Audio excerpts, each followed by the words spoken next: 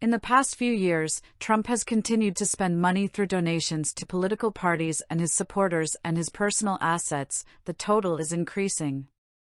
The arrangement means that money from people seeking political support for Trump in some cases instead raises bank accounts linked to the former president and his businesses. A new report on HuffPost details at least $905,570 in spending by Trump's team on his properties from January 20, 2021 to the end of next year, 2022. HuffPost says that a general practice of Trump's campaign contributions is in the vaults used for the first president.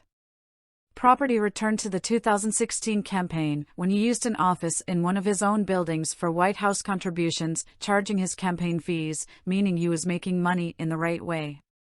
This continued when the Republican National Committee began covering debt.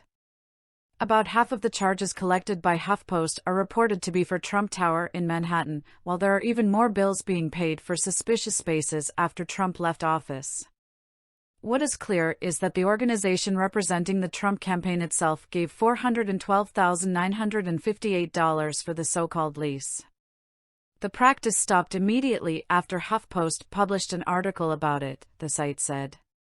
Mar-a-Lago is also on the other side of some of the bills, paying at $137,272, about half of which came recently, like the time Trump publicly announced that he's running again in the presidential race in 2024.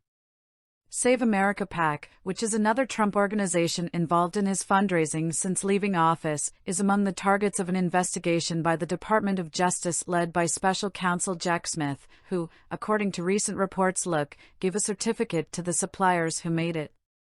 Business and the Trump Organization, which could allow prosecutors to investigate financial transactions and whether shell companies are involved. It is not clear whether private business is the subject of Smith's investigation, since it is unclear or illegal, even if they are very negative, which would be impossible to do, no doubt, in the plans of many.